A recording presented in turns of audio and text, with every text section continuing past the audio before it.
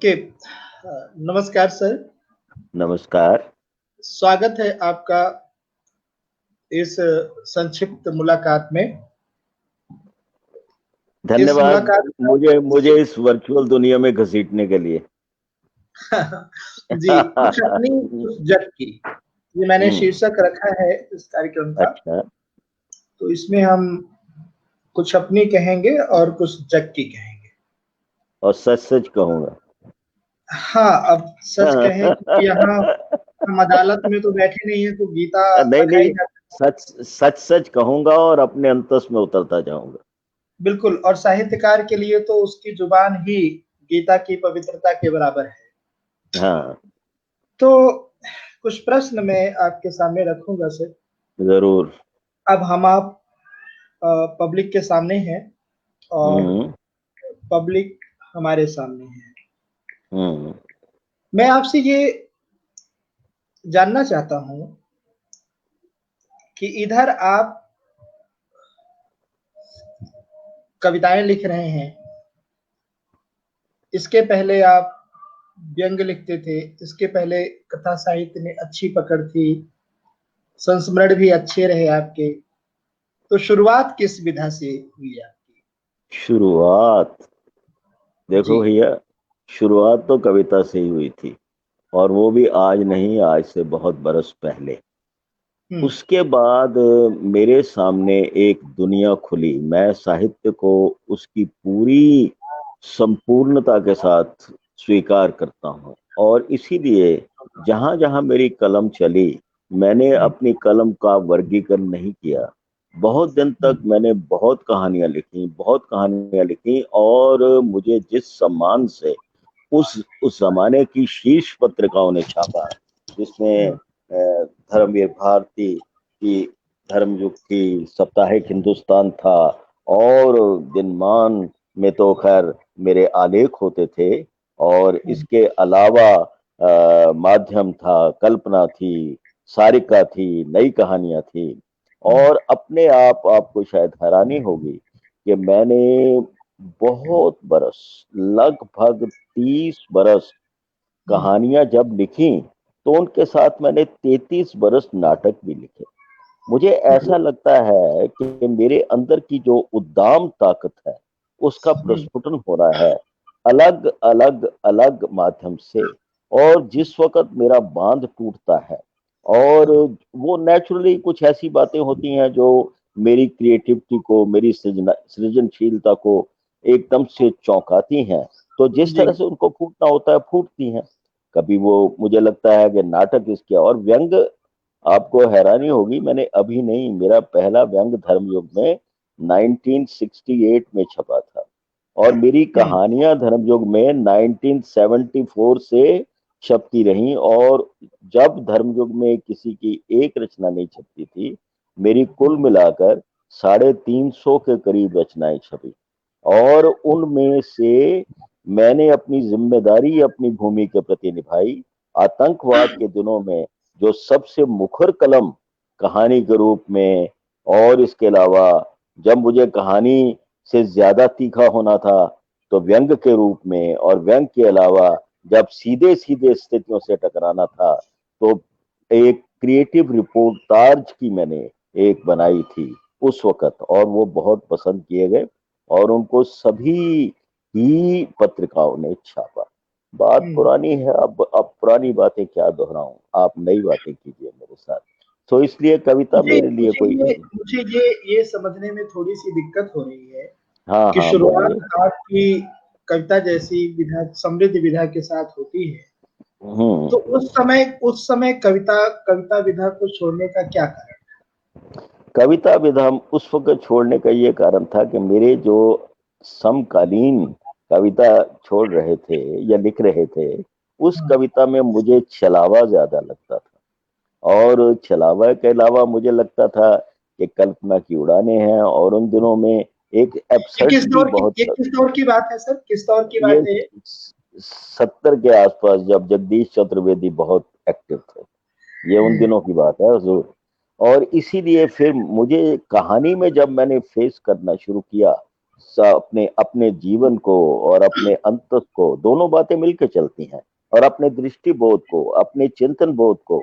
तो उस वक्त मुझे लगा कि, और अगर आपने मेरा प्रोज पढ़ा है, मेरी आप कहानी पढ़िए, संस्मरण पढ़िए, उपन्यास पढ़िए, व्यंग पढ़िए, वो सब एक खास तरह के तरीके के साथ, जिसका अपना बहुत मौलिक एक है अंदाज, अपने पाठकों के साथ यहाँ मैं तादात्म्य। यहाँ मैं थोड़ा-सा हाँ। थोड़ा-सा हस्तक्षेप कर रहा हूँ। हम्म। हस्तक्षेप इसलिए कर रहा हूँ, आप कहते हैं कि जिस दौर मैंने उस दौर की कविताओं में छलावा नज़र आया, जबकि ये सच है कि उसी दौर में धूमिल से लेकर के कुमार विकल तक एक समृद्ध परंपरा समकालीन कवियों की है, जो गहरे में सक्रिय थे और जिनको आज आज कोट करते हुए हिंदी जगत गर्व महसूस करता है। धूमिल और कुमार विकल दोनों ही मेरे बहुत करीब थे। कुमार विकल तो खैर बहुत ही करीब थे, और उनके तो मैंने बहुत संस्मरण भी लिखे, उनमें से जी, दो एक मेरी किताबों में भी शामिल हैं। जी। वो मुझे पसंद है, वो मुझे पसंद थे, वो मुझे, दोबारा कह रहा हूँ, पसंद थे, और मैं भी केदारनाथ उनको सिंह पसंद। केदारनाथ सिंह हाँ। से लेकर भगवत रावत, चंद्रकांत देवताले ये सब भी हमारे ख्याल से उस दौर में सक्रिय थे। हाँ, हमारी सन 72 या 74 में एक पटना राइटर्स कॉन्फ्रेंस हुई थी, उसको नंद किशोर नवल थे शायद, उन्होंने वहाँ आयोजित किया था, नामवर भी आए थे वहाँ, ये सभी लोग वहाँ थे।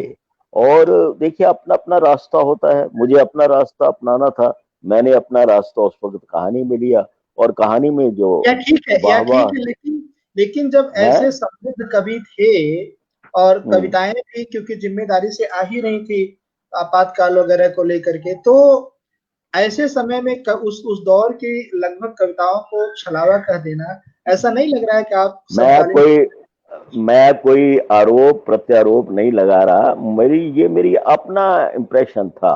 देखिए, जी, बात करते हैं शल्य क्रिया की, बात करते हैं खुलकर बात करने की। जो बात मुझे छलावा लगे, वो हो सकता है वो आपके लिए शिरोधार्य हो, तो मैं जी, उस बात को नहीं करता। ये मेरी अपनी क्रिएटिविटी है। मेरी क्रिएटिविटी ने कहा कि तुम अगर कविताएं लिखोगे, तो वो तुम्हारे लिए छलावा होंगी। बात को अच्छा किया आपने पूछा, तो मैं स्पष्ट कर दूं, तुम जी, जी, ज्यादा खुलकर बात करो अपनी कहानियों में।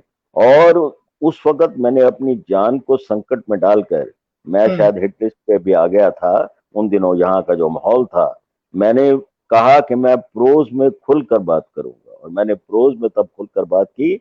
और हम्म, मैंने उस वक्त, कविता मेरी प्राथमिकता नहीं थी, मैं दोबारा दोहरा दूं आपको कि हम्म, कविता मेरी कोई प्राथमिकता नहीं थी। मेरी प्राथमिकता थी मेरा प्रोज, मेरी कहानियां, मेरे नाटक, मेरे उपन्यास, और उन्हीं में मुझे ज्यादा संतुष्टि मिली। आप कहेंगे कि अगर उनमें संतुष्टि मिली, तो आप क्यों कविता की तरफ चले आए? ये जी। आपको प्रश्न तो आपको बनता है, पूछना चाहिए, आपको प्रश्न तो पूछना बनता है। चाहिए, अभी आ रहा था पूछना इधर चाहिए, इधर ही। जी, जी, पूछना जी, चाहिए हुजूर, आपको बिल्कुल, बिल्कुल। पूछना चाहिए। जी, जी, और उस वक्त जितनी मैंने कहानियां लिखी हैं, आपको पता है कि उसके कई संकलन भी छपे, छः छः मेरी पूरी कहानियों का संकलन विरासत के नाम से है, उसके साथ उसके 6 सहयोगी संकलन है, 13 मेरे कहानी संग्रह हैं। लेकिन उस वक्त तो मैं, और उसके बाद उपन्यास भी थे, बीच बीच में मैं संस्मरण में था, मैं शहर वही है मैंने लिखी। और दूसरा, मुझे लगता था कि जहां मैं अपने आप से न्याय करता हूं, अब मैं महसूस कर रहा हूं कि जैसी स्थिति हो गई है, जैसी स्थिति बंधु हो रही है। हुँ।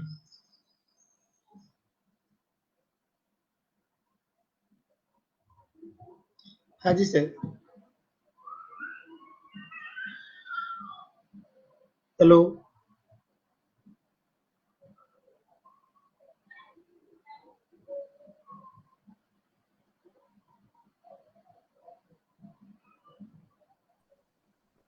हेलो। हाँ जी सर, आवाज़ कट गई थी। जी, आ गया हूँ। कैसी स्थिति हो गई है? ये हाँ सर, किसी किसी और का मोबाइल है बंधु, ये काट देना बीच में से चाहे, और अब अच्छा। उससे मैं तो जैसी रिंग जैसी आ आज गया। की स्थिति है, आप कह रहे थे? हाँ।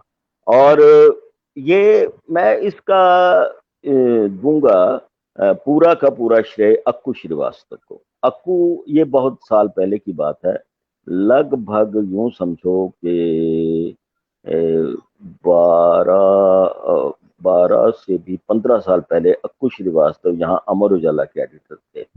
मैं वहां पे लिखता था, बहुत सी रचनाएं मेरी, वो कहानियां भी छपती थी, आलेख तो मेरा रेगुलर था, कॉलम था, ये था वो था। तब मुझे अचानक लगा कि एक रात मैं जब उठा, उस वक्त कोई न्यायपालिका के बारे में कोई बात थी, विसंगति थी, तो मेरे अंदर से एक तीखा तीखा प्रस्फुटन हुआ, फांतासी युक्त प्रस्फुटन, और उसको अमर उजाला ने स्प्लैश करके छापा। ये 15 साल पहले की बात है। और उसके बाद मैंने तीन कविताएं और लिखी। 3 कविताएं लिखने के बाद मैंने बंद कर दी कविताएं। मुझे लगा कि अभी नहीं, हाँ अभी मुझे अपनी उसी विधा में काम करना है जिस विधा में मैं, उसके बाद मैंने व्यंग लिखे।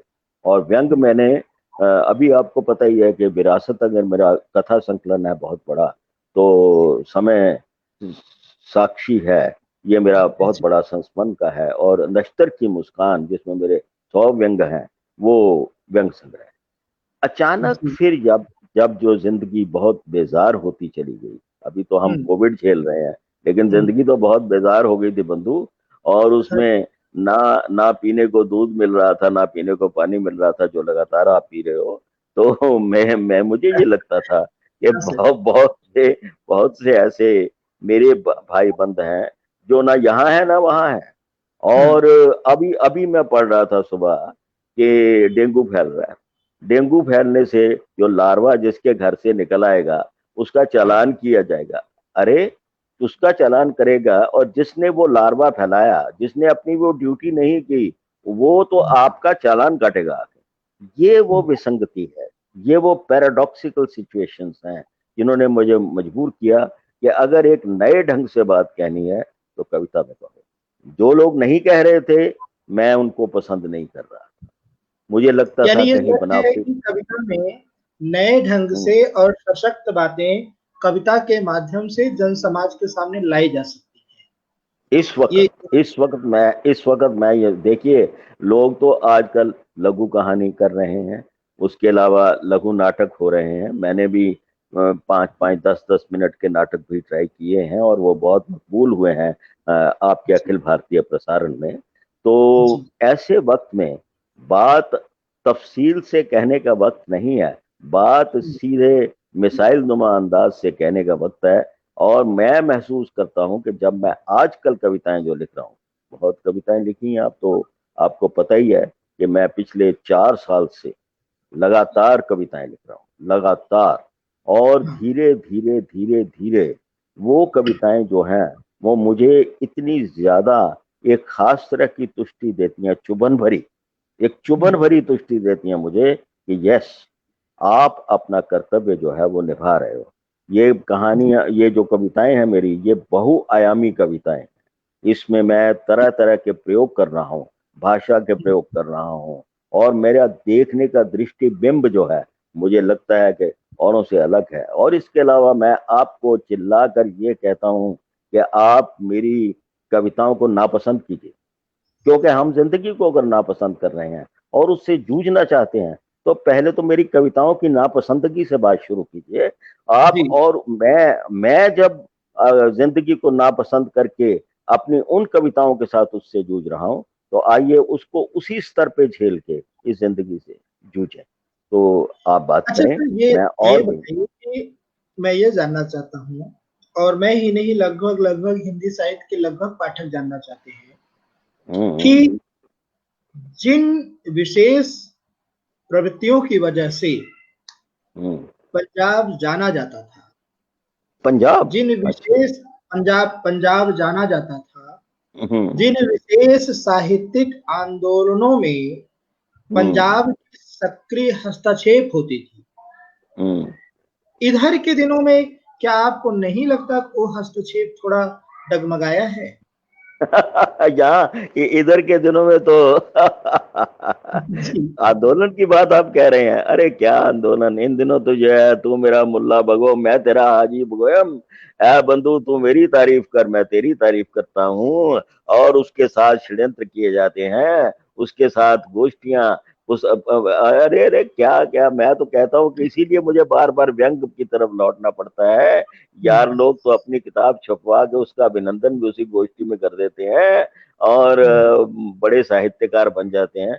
तो मैं तो ऐसी बातों से लगातार जब और भी ज्यादा कड़वा हो जाता हूँ तो फिर कविता लिखता हूँ। आंदोलन क्या, आंदोलन अब तो आंदोलन नहीं, छद्म आंदोलन होते हैं। आंदोलन आखिरी कविता था ना, जनवादी आंदोलन था ना। मैं इन सभी के साथ रहा और बहुत ज्यादा मशहूर भी था कि ये तो बड़ा तीखा तीता है, ये हमारे साथ रहना चाहिए।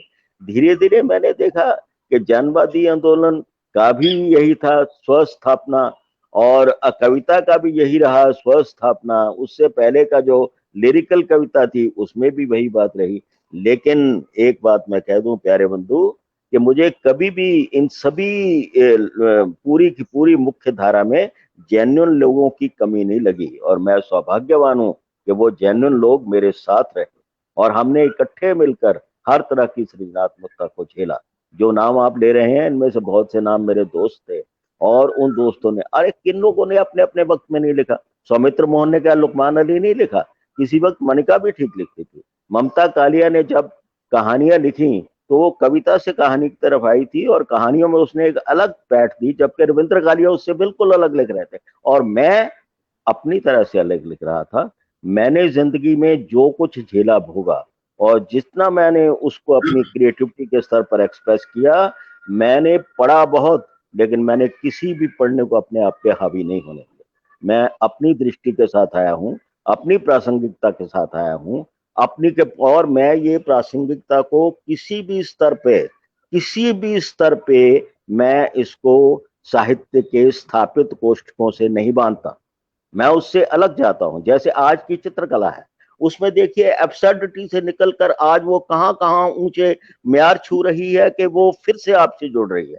मैं उस एब्सर्डिटी में से निकल के उस तुर्शी के साथ, उस तेजी के साथ आया हूं कि पूरे तरीके से मैं विस्तृत होकर पूरी की पूरी, मेरे सामने तो एक सार्वजनीन दुनिया है और वो उस दुनिया के साथ अन्याय हो रहा है, और उस अन्याय के लिए अगर मेरी कलम जो है, मैं संघर्ष शब्द नहीं कहूंगा, मैं वो स्थापित शब्दावली नहीं यूज करूंगा, अगर मेरी कलम जो है वो आप लोगों के साथ जुड़कर कॉमरेड्स की तरह नहीं खड़ी होती, कॉमरेड में फिर लगेगा आपको कि ये तो दल का शब्द आ गया। अरे दल नहीं, कॉमरेड का मतलब जैसे आप और मैं कॉमरेड है, और उस कॉमरेड को होते हुए उसमें एज का बंधन नहीं है। मैं आपसे उम्र में बड़ा हूं, लेकिन मुझे कभी भी नहीं लगा कि आप मुझसे छोटे हैं। तो ये वो है एक समकालीन बोध। महाभारत में जूझते हुए लोग में मेरा ख्याल ये है कि भीष्म पितामह और अर्जुन में लड़ाई थी, उसमें उम्र का बोध नहीं था। आइए और बात इधर इधर जो पंजाब की रचनाशीलता है, हाँ, आप उससे लगातार जुड़े रहे हैं और आपके सामने चीजें घटित भी हो रही हैं। हाँ, ऐसे ऐसे कौन कौन से रचनाकार हैं जिसमें समकालीनता बोध आपको नजर आता हाँ, ये फंसाने वाले सवाल कर रहे हो तुम मुझे। है? नहीं नहीं, ये एक ऐसे सवाल हैं जिनसे देखो देखो, मैं जवाब दूंगा। आम पाठक आसानी मैं से अब मेरी आवाज आ रही है ना आपको? मैं एकदम एकदम। आपको, हाँ, मैं आपको पूरी तरह से जवाब दूंगा। जी। मैं शीर्षकों में नहीं जीता, मैं रचना में जीता हूँ, मैं सृजनशीलता में जीता हूँ। आज ही मैंने आपकी दो बिल्कुल सादा कविताएं पढ़ी, और उन सादा कविताओं से मैं बिल्कुल अलग लिखता हूँ, लेकिन उसके बावजूद मैंने आपकी तारीफ की, क्योंकि मैं समझता हूँ सृजनशीलता के कई आयाम होते हैं। मुझे कहीं कहीं अपना, वो जो गणेश गनी साहब हैं हिमाचल के, यही है ना नाम उनका, क्या है, हाँ, गणेश गनी क्या, जी। गणेश गनी जी, वो जी मुझे जी। पसंद थे। लेकिन जब कविता में आप अपनी सफलता को एक मुहावरा बना के आप उसको इस्तेमाल करने लग जाएं, और एक ऐसी शॉर्टकट पहचान के रूप में कि आप तो अलग से लिखते हैं, तो बंधु फिर मेरी पहचान जो है वो गड़बड़ाती रहेगी। तो मेरी पहचान जो है वो आपकी सृजनशीलता, आपकी रचनाशीलता, आपकी प्रतिबद्धता, आपके समर्पण के साथ है। और मेरी मेरी जो पूरी की पूरी प्रतिबद्धता है वो नामों के साथ नहीं है। मैं दोबारा कह रहा हूं, नामों के साथ नहीं है। जहां जहां होगा। मैंने आज आपको फोन करना ही था आपकी सादा कविताएं पढ़कर कि मुझे ये कविताएं अच्छी लगी हैं, लेकिन मैं ऐसी कविताएं खुद नहीं लिखूंगा। जी। मैं ऐसी कविताएं खुद नहीं लिखूंगा, लेकिन मुझे स्वीकार है, मुझे स्वीकार है। आइए आगे मतलब मेरे चलिए। जैसे निचले स्तर की कविताएं आप नहीं लिखेंगे, ये कहना चाहते हाँ, मैं आपके आपके बोध से आगे जाऊंगा हैं? तीखेपन में, लेकिन मेरा अपना अंदाज है, आपका अपना अंदाज है। आप अपना अंदाज निभाइए, मैं अपना अंदाज निभाऊंगा। हम्म। मैं अपना अंदाज निभाऊंगा। इसी तरीके से हमारे और भी मित्र हैं, श्री लाल शुक्ल जी के मुझे फोन वोन आते रहते हैं, वो आपके गुरु गुरु भी हैं। तो उनकी कविताएं मुझे पसंद हैं, कुमार विकल की कविताएं मुझे पसंद हैं। और वो तो पुराना हो गया ना, अब कुमार विकल के बाद भी बहुत लोग आए। बीच बीच में कुछ ऐसे लोगों ने कभी कभी कुछ ऐसी कविताएं लिखी जिन्होंने मुझे अच्छी तरह से चौंकाया, और मैंने उनको पसंद भी किया। लेकिन इसका मतलब ये नहीं है। आप ये देखिए कि आप में कंसिस्टेंसी कितनी है, आपके दृष्टिबोध का विस्तार क्या है, आपके वाक्य विन्यासों में क्या आप प्रस्थान करते हैं, आपका शब्द चयन क्या है, क्या ये पाठक के नजदीक जाता है या उसके नजदीक नहीं जाता। अगर ऐसी सब बातें हैं तो ठीक है, मैं आप मेरे पथबंधु हैं। अगर ऐसी बातें नहीं है और आप निकल गए किसी शॉर्टकट की ओर, तो आप मेरे पथबंधु नहीं है, सीधी बात है। इधर मैंने जो, हाँ बोलिए। इधर जब पत्रकारिता की बात हम करते हैं, हाँ हाँ। और पत्रकारिता में जब हम साहित्य की बात करते हैं, हम्म। तो क्या आपको नहीं लगता कि जो संपादकों ने, पत्रकारिता में जो संपादकों का हस्तक्षेप है, उसने नई प्रतिभाओं को आने से रोका है? देखिए, आप फिर गड़बड़ कर रहे हैं। पत्रकारिता एक ऐसी चीज है, अगर उसको साहित्य से जोड़ना है तो पत्रकारिता आपको बातों को समझने की शक्ति तो देगी। साहित्य हम्म। की अपनी व्याकरण है, साहित्य की अपनी अभिव्यक्ति है, साहित्य का अपना अंदाज है। ये जब गाली देते हैं ना, वो कौन है जी, वो तो पत्रकार है, साहित्यकार कहाँ है, कहाँ रहे ये। अरे, धर्मवीर भारती और हीरानंद बादशाह नग्गे, रघुवीर सहाय, ये सब पत्रकार थे। लेकिन जब मनोहर श्याम जोशी पत्रकार थे, उनके कसब पढ़ लो, और जो वो साप्ताहिक में काम करते थे, हिमांशु जोशी, ये सब लोग ऐसे पत्रकार थे कि इन्होंने, पत्रकारिता ने इनको समझ की आधार भूमि दी होगी। लेकिन साहित्य का अपना एक संघर्ष है, साहित्य की अपनी एक जूझ है, और पत्रकारिता जो है उसका अपना दायित्व है। मैं खुद, आपको पता है कि पिछले 14-15 सालों से बिल्कुल पत्रकारिता के साथ जुड़ा हुआ हूं। चैनल मैंने चलाए हैं, अब अखबार में मैं अखबार चला रहा हूं मैं। लेकिन उसके साथ वो मेरा अलग काम है, वो मुझे समझ देता है, लोगों की समझ, स्थितियों की समझ, घटनाओं की समझ। लेकिन जब मैं साहित्य, जो मेरा पूरा का पूरा उम्र भर का काम रहा है, वो करता हूं, तो मेरे रास्ते में पत्रकारिता की ये व्याकरण कभी नहीं आती। आप कहेंगे क्या दोनों व्याकरण अलग हैं? जी हाँ, दोनों व्याकरण अलग हैं। एक व्याकरण है समझने की व्याकरण, और एक व्याकरण है अपने अंतस में उतरकर अभिव्यक्त होने की व्याकरण। नहीं, वो मेरे बिल्कुल। मेरा मेरा इशारा इस तरफ भी था, मेरे पूछने का हाँ संकेत इस तरफ भी था कि इधर की पत्रकारिता ने, जब मैं पत्रकारिता की बात कर रहा हूँ तो विशेषकर प्रिंट मीडिया की बात कर रहा हूँ। हाँ, और प्रिंट जब मीडिया मैं की भी। प्रिंट मीडिया की बात कर रहा हूँ तो मैं विशेषता समाचार पत्रों की बात कर रहा हूँ, क्योंकि हाँ, पत्रिकाएं तो अपनी भूमिका कहाँ साहित्य को लेकर निभा रही हैं। कहाँ मैं कहाँ के समाचार पत्रकार हैं? समाचार कहाँ के पत्र, कहाँ के मैं समाचार लोकल पत्रों की? लोकल पंजाब से लेकर पंजाब ग्लोबल, लोकल से के? लेकर ग्लोबल तक की बात कर रहा हूँ। अच्छा, लोकल से लोकल से लेकर लेकर ग्लोबल तक की बात कर रहा हूँ। ग्लोबल में तो तो बात छोड़ो। ग्लोबल की जो बात कर रहे हो वो तो ठीक है, ग्लोबल की बात छोड़ो। राष्ट्रीय में भी अभी साहित्य, जितने हमारे बड़े बड़े समाचार पत्र हैं, उनमें एक संतुलन है, उनमें एक नहीं, संतुलन रहता उधर है। उधर की जो बात कर रहा हूँ कि उन्होंने उन्होंने हम्म साहित्य को एकदम एकदम से सीमित कर दिया है। आपको लगता है जनसत्ता जैसे अखबारों में जो साहित्य के लिए जो स्पेस होता था, हम्म इधर इधर वो स्पेस और वो प्रतिबद्धता नहीं दिखाई दे रही। अब आप समझ सकते हैं, जब जनसत्ता के ये हालात हैं, तो दैनिक सवेरा, अजीत और पंजाब केसरी और दैनिक जागरण और अन्य समाचार पत्रों की क्या हालात होंगे? क्या आपको लगता है ऐसा या मैं ही सोच रहा हूँ?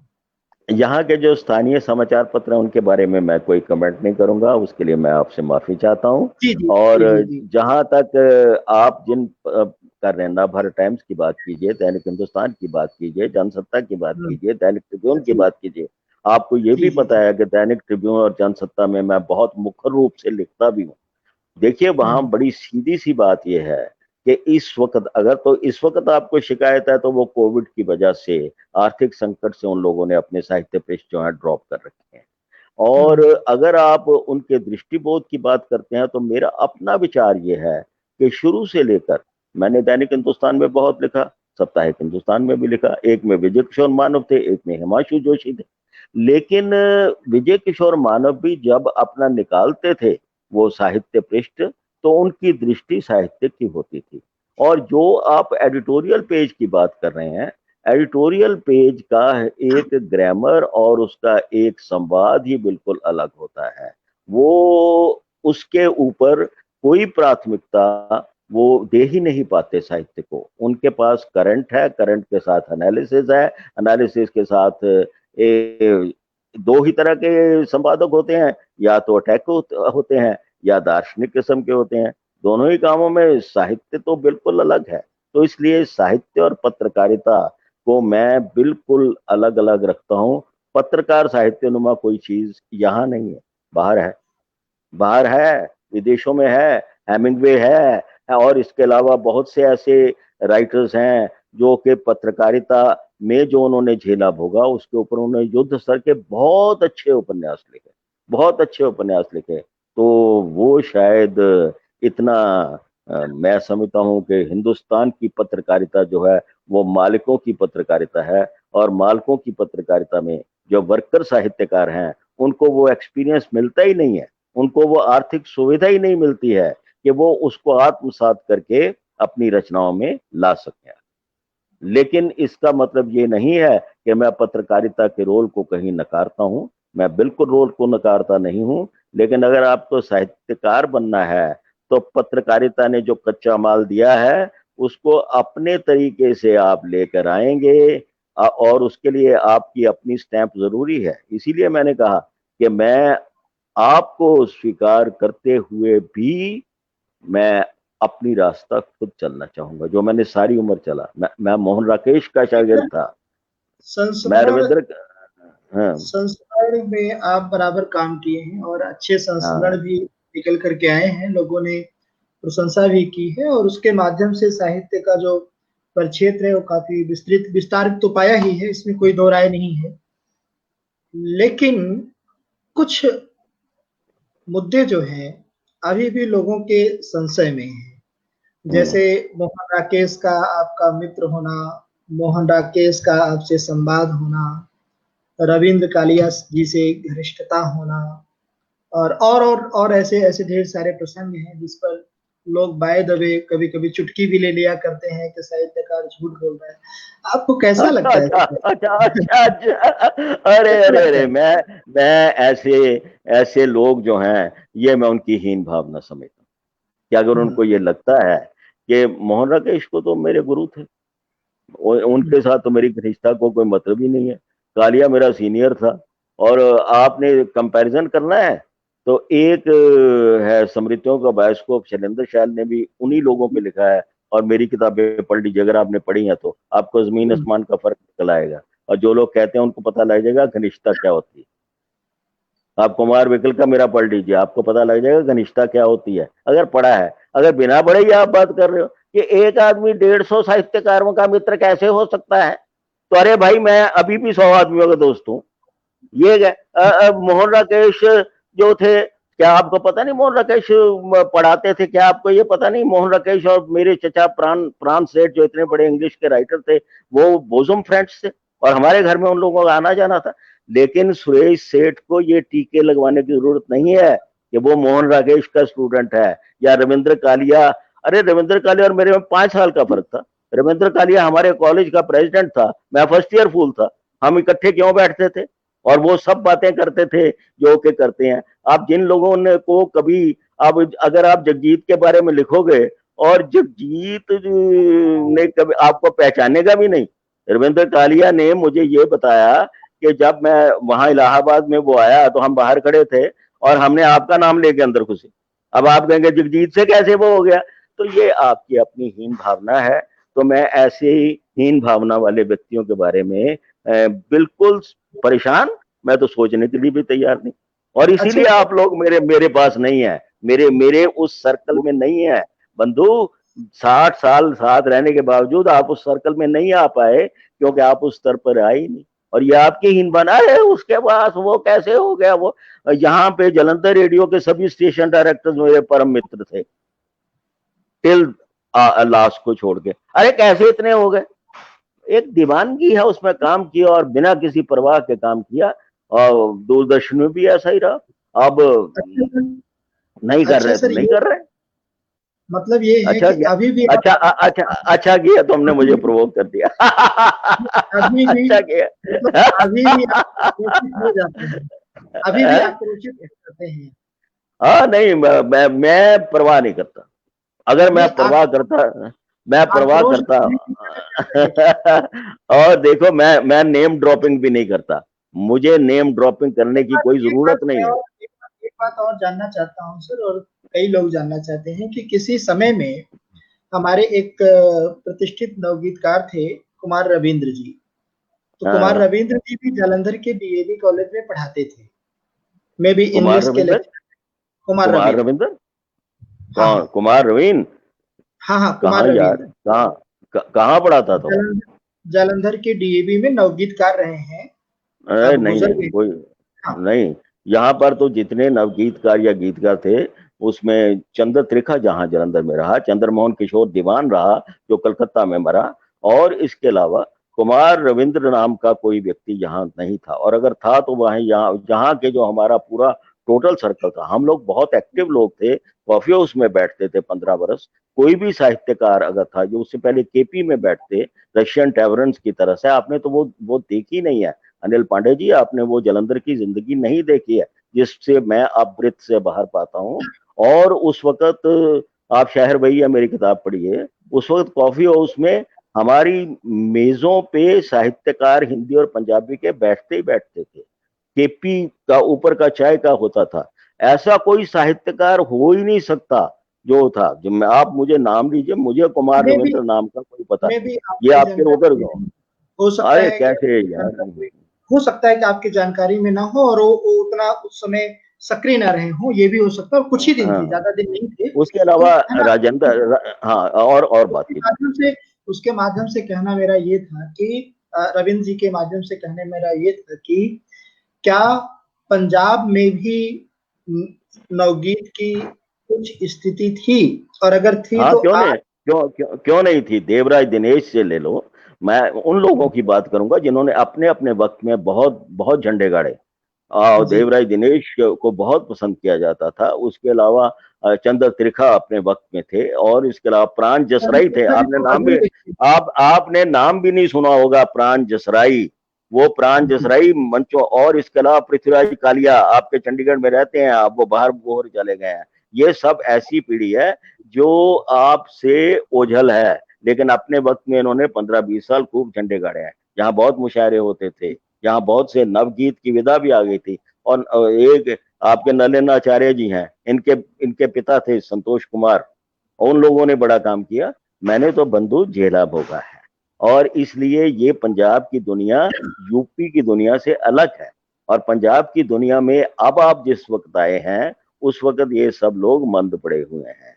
क्योंकि एक तो उम्र की वजह से मंद पड़ गए, एक हो सकता है दारूबाजी की वजह से मंद पड़ गए, हो सकता है उनको सरकमस्टांसिस ने कर दिया। लेकिन अब आपकी पीढ़ी आ रही है और मैं बहुत जालंधर पंजाब के लोग दारूबाजी भी करते हैं। क्यों नहीं करते? तुम नहीं करते? तुम नहीं करते तो बड़े शरीफ हो। तुम नहीं करते तो बड़े शरीफ हो। अच्छा, एक एक बात और बताइए सर, आपका पहला संग्रह मार्केट में आ चुका है, पहाड़ पर किसका? कुर्सी। हाँ, पहला संग्रह, पहाड़ पर कुर्सी। मार्केट में आया है पर लॉकडाउन में फंसा है। मार्केट छप गया लॉकडाउन वो। में। हाँ, लॉकडाउन में जी, फंसा है। तो कविता का कविता की जो ये पहला कविता का जो ये पहला संग्रह है, हाँ तो हाँ। अभी अभी इस संग्रह को लेकर के आप हम्म। आप कैसा अनुभव हो रहा है, खासकर इस अर्थ में कि जब आपके कवि होने पर ही लोग लगातार प्रश्न चिन्ह लगाए बैठे हो, कैसा अनुभव हो रहा है? देखिए, मैं कोई एक एक तुम्हें बात बताऊं अनिल, तुम मेरे से बहुत जी उम्र में छोटे हो। ये जी सर। मोहन मोहन राकेश जो कहे मोहन राकेश कहाँ, मोहन राकेश फिर, मतलब मैं ऐसे मूर्खों से बात भी नहीं करना चाहता। उसके बाद एक ऐसा वक्त था जब लोग मुझे कहानीकार मानने के लिए भी तैयार नहीं। और वो सुरेश सेठ जो है, हिंदी की शीर्ष पत्रिकाओं में यहाँ से लेटर बॉक्स के जरिए छपा। मैं कभी दिल्ली नहीं गया, मैंने आलोचक नहीं पाले, मैंने गोष्ठियां नहीं करवाई अपने नाम पे, मैंने पैसे नहीं खर्चे, मेरी किसी किताब पे मैंने कभी किसी पब्लिशर को पैसे नहीं दिए हैं। और उस वक्त उसके बाद अगर पंजाब से कोई नाम पहचाना गया कहानी में तो वो सुरेश सेठ था। उसके बाद उपन्यास जब मैंने मेरा आया सुलगती नदी, उसको पहले जागरण ने सीरियलाइज किया और जागरण ने मुझे अप्रोच किया और 32-35 किश्तों में जागरण ने उसको छापा अपने सभी संस्करणों में। उसके कुछ देर के बाद वो जब उपन्यास आया सुलगती नदी, तो उसको ज्ञानोदय ने वर्ष के सर्वश्रेष्ठ 10 उपन्यासों में उसका एक हिस्सा छापा। तो मुझे इस बात की कोई परवाह नहीं, कोई मानता है या नहीं मानता। आप तुम्हें तो पता है, तुम मेरे बहुत निकट हो, कि मैं कहता था मैं तो कविता किसी को सुनाता नहीं, मैं अभी भी नहीं सुनाता। मंचों पे तो पढ़ने की बात ही छोड़ो, मैं कविता ही नहीं सुनाता किसी। लेकिन मेरी कविता में वो आग है। मैं जब कविता अपनी लिखता हूँ नई, तो मेरा अजीज है जो उसको कंप्यूटर पे टाइप करता है, तो मैं उसका कहता हूँ कि मैं ना छपूंगा और ना पढ़ूंगा।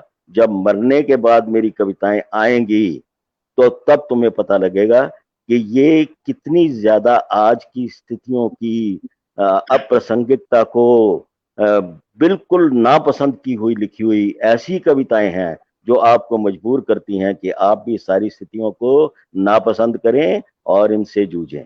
तो मुझे कोई परवाह नहीं है, कोई मुझे पसंद करता है करे, नहीं करता ना करे। आपको मेरी आदत का पता ही है। आपको पता है कि I am not a very social person. आपको ये पता है कि मेरे घर में भी लोगों की कतारें नहीं लगी रहती। आपको ये पता है कि मैं भी अन्यथा और व्यर्थ किसी के यहाँ नहीं जाता। सीधी बात यह है। लेकिन लोग तो कहते हैं यार वो तो बहुत बड़ा सेमिनेरियन है, वो तो बहुत गोष्ठियों में उसका जान प्राण है। तो वो ठीक है, वो मेरी अपनी एक योग्यता है। जो समाज के प्रति दायित्व है मैं उसको निभाता हूँ। लेकिन मैं किसी भी पहचान का मोहताज नहीं। मैंने आलोचक जो हैं, आलोचकों के ना तो गुट बनाए हैं, ना ही मैंने कोई कहानी आंदोलन शुरू किया है, ना ही मैं कोई कविता आंदोलन शुरू करने जा रहा हूँ। मैंने जब नाटक लिखे तो वो नाटकों का अखिल भारतीय भी मंचन और प्रसारण हुआ। सहारनपुर में विजय जोशी से लेकर चिरंजीत और सत्येंद्र शरद तक ने। लेकिन मैंने अपने आप पे मैं पहले अपना दायित्व समझ के अपनी सृजनशीलता से खुद जूझता हूँ, और उसके बाद मैं अपने साथ अपने पाठकों को, मेरे पाठकों ने मुझे पसंद किया है, तभी मैं इतने वर्षों से साहित्य में टिका हुआ बंधु, कि मेरे पाठकों ने मुझे पसंद किया है, उसकी वजह से मेरे संपादकों ने मुझे पसंद किया है। यहाँ तो लोग एक पैरा के लिए तरस जाते हैं, वहां मेरे हर हफ्ते छपते हैं इतने बड़े बड़े कॉलम और इतने बड़े बड़े आलेख और इतनी बड़ी बड़ी कहानियां। तो क्या कारण है? मैं तो जलंधर से निकलता नहीं, मैं तो अपने घर से कहीं नहीं जाता। तो ये अच्छा हुआ, तो मुझे अच्छा प्रोवोक करके सवाल अभी पूछ रहे हो, मुझे बड़ा अभी अच्छा लग रहा अभी बातचीत में दो दो प्रश्न निकल कर आए हैं सर, ये दो प्रश्न हमारे अंतिम प्रश्न थे। दो है। प्रश्न निकल कर आए हैं। एक प्रश्न ये निकल कर आया कि आपने कहा कि I am not a very social क्या? पर्सन। हाँ I am not a very social person.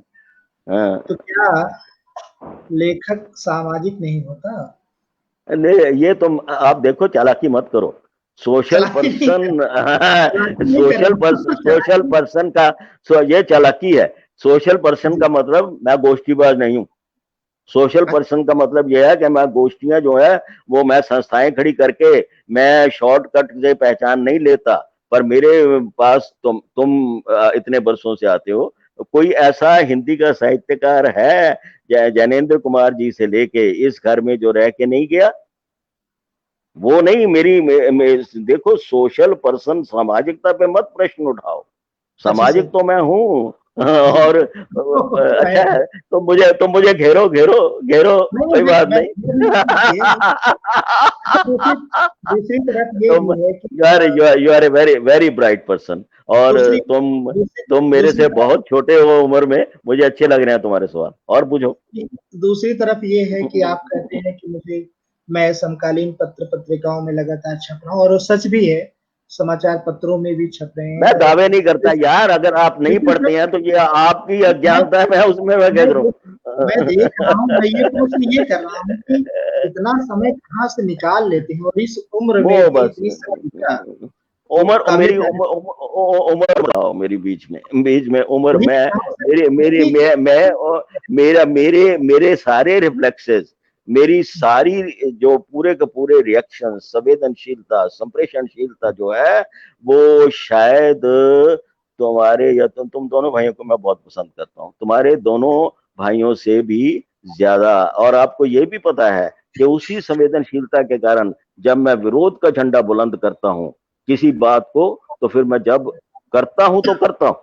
आपको ये भी पता है कि मुड़ के नहीं आना होता उस तरफ मेरा, चाहे कोई कैसा भी करे। और सबसे पहले मैं उन लोगों को अपने मोबाइल से बिल्कुल ब्लॉक करता हूं। और ये जब तक आप में वो नकार की भावना नहीं होगी तो स्वीकार भी नहीं होगा। यार तूने मुझे बड़ा अच्छा इन्वॉल्व किया। और पूछो। नकार की भावना नहीं होगी तो स्वीकार की भी नहीं होगी, सही बात है सर। अच्छा, अब चलते चलते ये बताइए सर कि हम जैसे चलते युवाओं को, चलते नहीं, चलते रहेंगे साथ साथ, चलते चलते नहीं, आगे चलो। हाँ तो अब हम जैसे युवाओं को कुछ मंत्र देंगे, कुछ सीख देंगे कि आप तो मंत्र चलिए मंत्र देने की तो मैं स्थिति में ही नहीं हूं, लेकिन ये है कि हम, एक मेरे बहुत पुराने मित्र थे, अब उनकी मृत्यु हो गई, लेखक थे वो, उन्होंने मुझे कहा कि हम एक पत्रिका निकालें। और मैंने कहा कि हाँ पत्रिका निकालो, उसका नाम रखो वज्रपात। वज्रपात, ये बात कब की है? 20-25 साल पहले की। और आज भी मैं ये कहता हूं कि आप तो बहुत बिंब प्रतिबिंब रचनावली और प्रकाशन भी शुरू कर रहे हो और उसमें नी डीप हो, तो ये जो सारा तंत्र जाल यहाँ है ना बना बना हुआ, जिसको माया जाल कहते हैं, उसके ऊपर वज्रपात बन करके रहो। ये है, ये मंत्र मंत्र नहीं है, ये मेरा एटीट्यूड है जीवन का, और ये मैं तुम्हें दे रहा हूं, वज्रपात। आप बोलो। ठीक है सर, अच्छा लगा आज आपसे बात मुझे भी अच्छा लगा, मेरी मेरी स्वेच्छा सार्थक हो गई। और अपने भैया को मेरा नमस्कार कहना, श्रीदास जी को नमस्कार कहना, अशोक जी को नमस्कार। बिल्कुल सर, ठीक है सर, प्रणाम सर। काफी धन्यवाद ओके सर, ओके हम बीच बीच ओके, में संपर्क नमस्कार। करते रहेंगे आपसे, बातचीत करते रहेंगे। मुझे मुझे बहुत अच्छा लगा आज तुमसे बात करके, और मैं थैंक चाहूंगा कि फिर कभी बात करूं। तो ये जो सभी कहते हैं ना, वो उसने वो तो ऐसे ही कहता है वैसे ही कहता है, इस तरह की और बातें भी मुझे पूछ लिया करो। ठीक है ओके, सर, बहुत बहुत अच्छा, बहुत अच्छा, बहुत बहुत धन्यवाद। Thank you sir.